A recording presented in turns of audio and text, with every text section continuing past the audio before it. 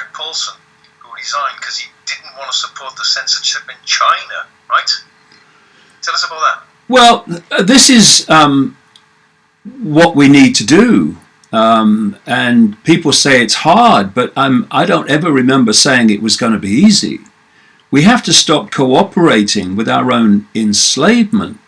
And when things are being done that are fundamentally against the interests of people, then we need not to play our part in supporting that.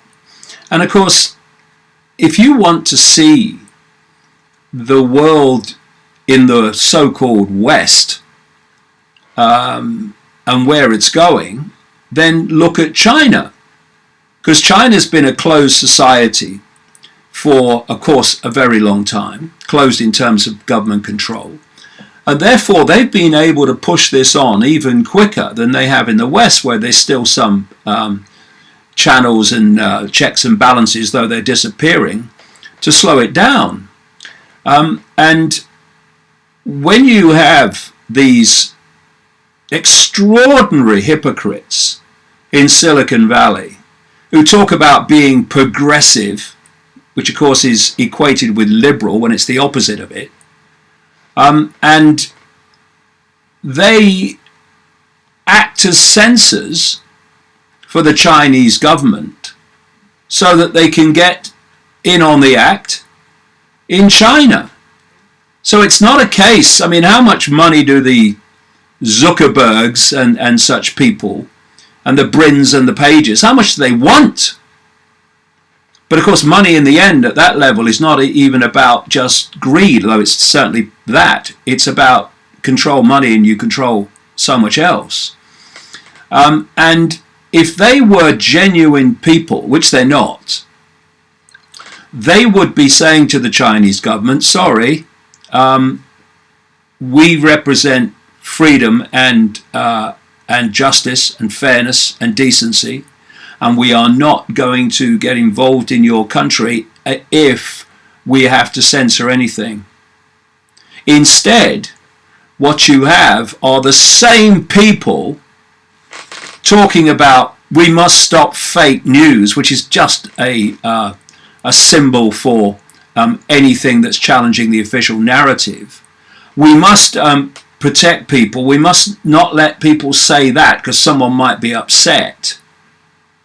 And at the same time, they are for not just financial reasons, but massively so. They are supporting this horror story of a regime in China. So we're dealing with absolute hypocrites. And when I hear the people like Bezos and Zuckerberg and Brin and Page and all these people and Dorsey at Twitter talk about stopping things that are not within our values. I mean, values, they don't have any. Because this is the point. And this is why no matter what people think about Alex Jones, whether they like him or whether they don't, his banning quite obviously in a coordinated way by these internet operations was a massive wake-up call for anyone who isn't paying attention. Because I have this view of freedom of speech. Freedom of speech means freedom to speak. It is not the freedom to say what some authority decides you can say and not say what it decides you can't. That is not freedom of speech. If anyone doesn't have the freedom to give their opinion, then no one does, because the only thing that's left is conforming to what authority says is acceptable. The key for me is this.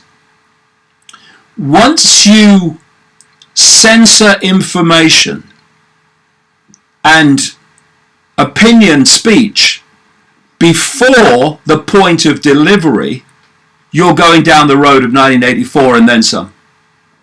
Because what that does is give an authority the power to decide then what can be said and heard and seen and what can't. And of course, what that authority does, and we've seen this, is they'll get the foot in the door by giving you an extreme example. We must stop jihadists recruiting on the internet and advocating violence on the internet. So because it's an extreme example, lots of people say, well, yeah, I agree, yeah, we've got to stop them, yeah, that's right, they need censoring, stopping. Yeah, but that's not where the authority stops. That's just stage one. We've gone through this. This is not a prediction. This is what's happening.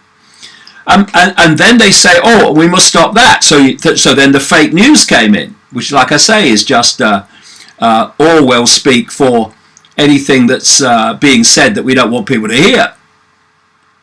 And now it's more and more, and Alex Jones is banned, and so on, and many others. Because people say, well, you can't just say anything. Well, why not? You see, there are laws once something is spoken or written. There's laws of libel. There's laws that say you can't incite violence. The laws already exist to deal with what this censorship is claiming to deal with. The point is, it's allowed to be spoken. No one's censoring it before the point of delivery.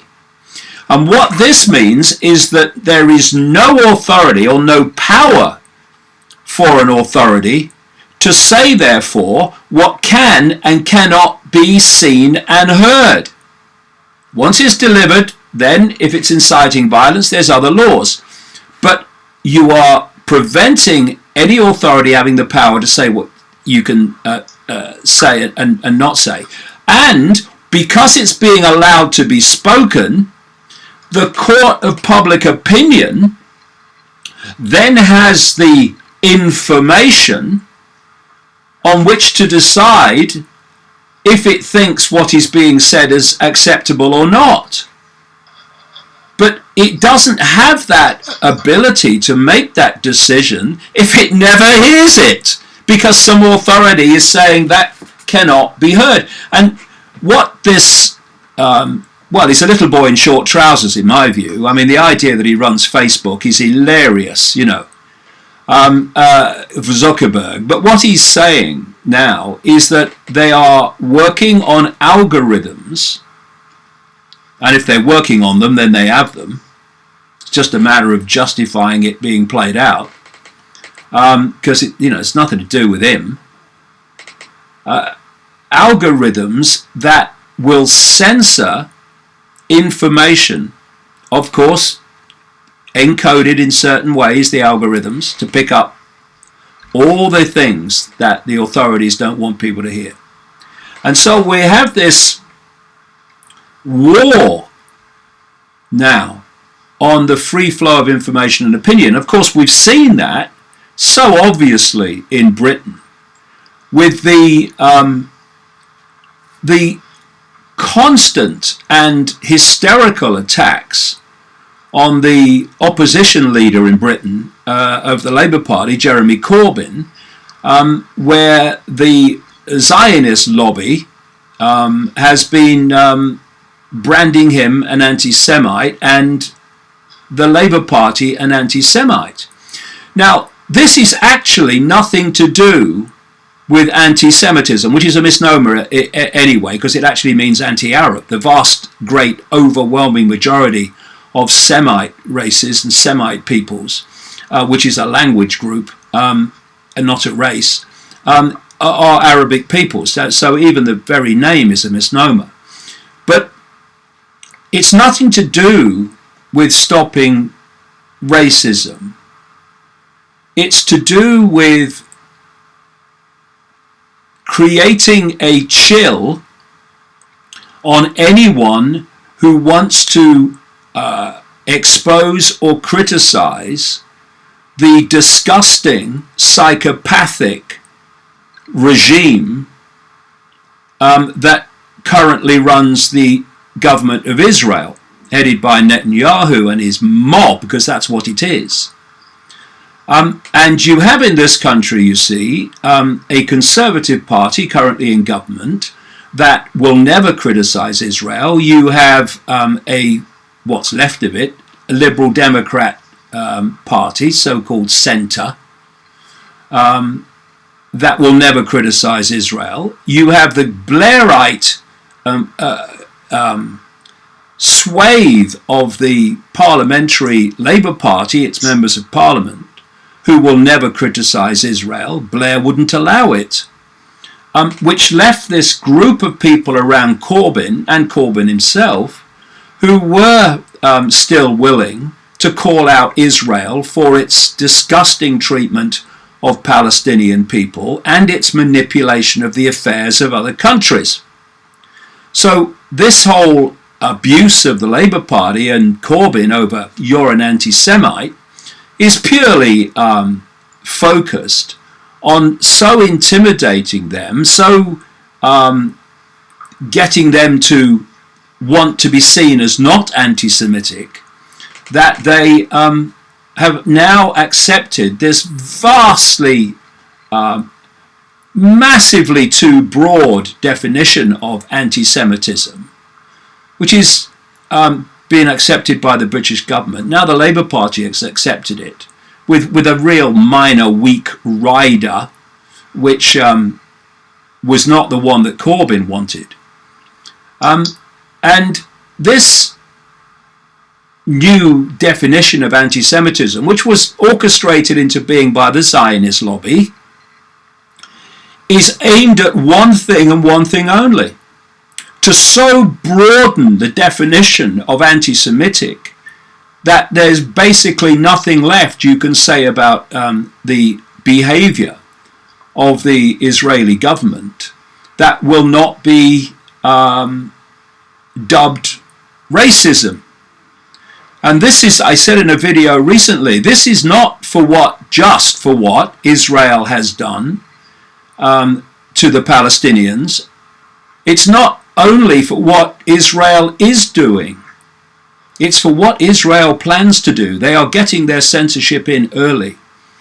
And, as we speak today, we've had a Russian plane shot down by Syrian defenses because they were responding to an outrageous and the latest in a constant barrage of military attacks by Israel on the sovereign government of Syria. And people should ask themselves why a country so tiny, with a total population of some 8 million out of a global population of 7.5 and counting billion, should have so much influence in the world, should be allowed to create so much mayhem, and at the same time be allowed to target critics as anti-Semites for no other reason than to silence any criticism of this psychopathic mob that currently runs the government of Israel. And what they do is, when you, as I have, talk about a psychopathic mob that run Israel, what they then say, you see, this is the game by weaponizing anti-Semitism. They say, he's saying all Jews are psychopaths. No, I'm not. No, I'm not. I'm saying the current government of Israel is. With massive supporting evidence, by the way, accumulating and increasing by the day, even not the hour. And this is the game. It's using every weapon you can, weaponizing the term anti-Semitism, which is in effect exploiting the horrors that Jewish people experienced in Nazi Germany to pursue a campaign of censorship that suits a few people now. It's disgusting beyond belief. So you've got that. This goes into the whole thing about hate speech. Hate speech is to such a large extent another symbol for you're saying things we don't want people to hear. And fake news, ditto. The algorithms that the internet giants use on the grounds of and using the excuse of fake news and hate speech, etc. These are all connected.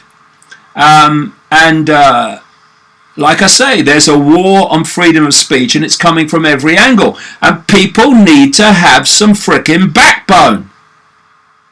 Not wobbling like a jelly. Oh no, better not say that. What would people say? Oh, they might say I'm this, I might say I'm that. I couldn't care less personally. Call me what you like. I know what I am. I'm got a racist cell in me body. I think racism is insane.